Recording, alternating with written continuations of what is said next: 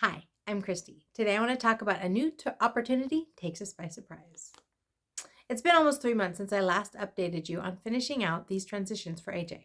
It's definitely time for an update. I've mentioned repeatedly that we want to move AJ into a group home. He's on the waiting list with no indication of how long it would take for him to be placed.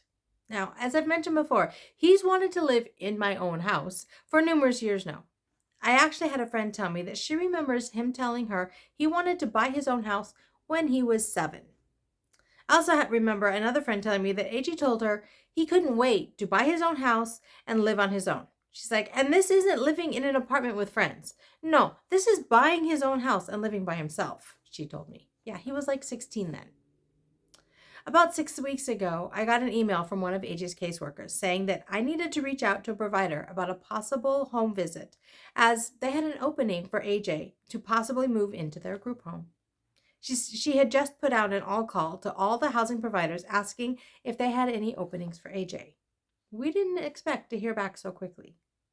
Needless to say, I reached out immediately and set up a meeting at the house. My husband, AJ, and I went to the house, met 2 of the other 3 residents, and several of the employees or staff for the house. We like the house and think that it'll be a good fit and opportunity for AJ. We accepted within 2 days. Last week, we had his intake meeting with his caseworker and some of the office staff from the organization that manages the group home. We were hoping to get AJ moved in the beginning of April, but there's so much to do between now and move in that we're pushing that off to mid-April now. In the meantime, AJ started a temporary work experience job the end of February. The current plan is for him to work there for 9 weeks with some flexibility. This one is at a trophy shop.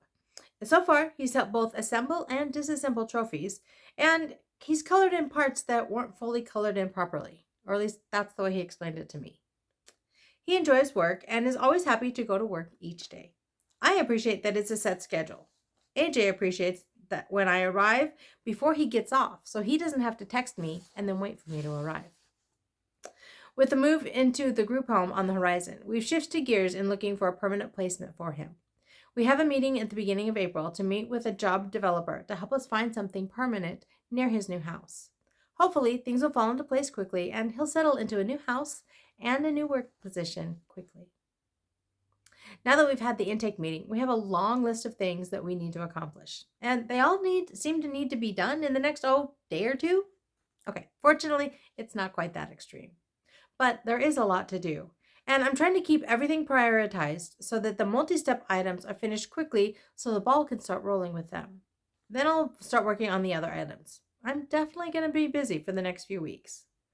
Fortunately, AJ doesn't own a lot of stuff, so actually packing him won't take too long. And since he'll still be in town, we can always take things over as they become important to him. We'll definitely move the majority of his things with the initial move-in, but are purposely keeping a few things at our house. The room he's moving into is pretty small, and he has to have his desk and computer in his room now. So we're not totally sure how many other things will fit in the remaining space. If there's room, we'll take more things over on other trips. It's been interesting to watch AJ adjust to this new opportunity. He wasn't quite sure what to think of the first day or two. Once the whole idea sunk in and he understood everything, he was really excited to move.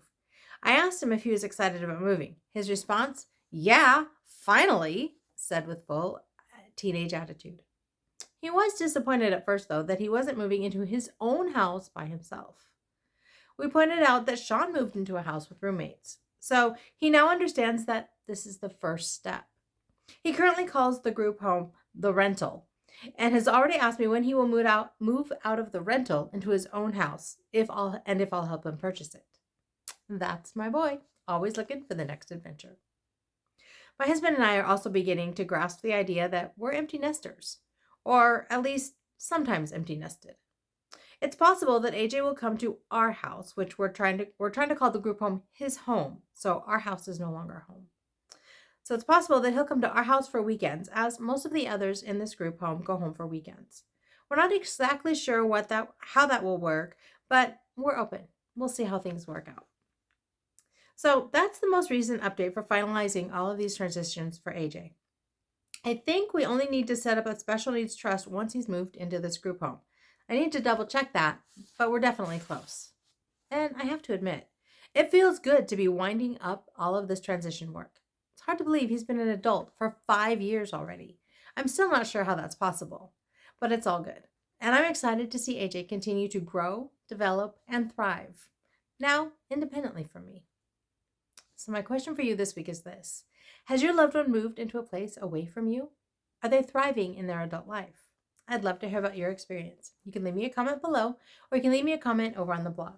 That's at www.havenofhopeforme.com. This originally posted in March of 2023. If you prefer, you can always email me at Christy, CHRISTY, at havenofhopeforme.com. I'm working to complete all the tasks on my to-do list so that I can continue to say that life is good and there is never a dull moment.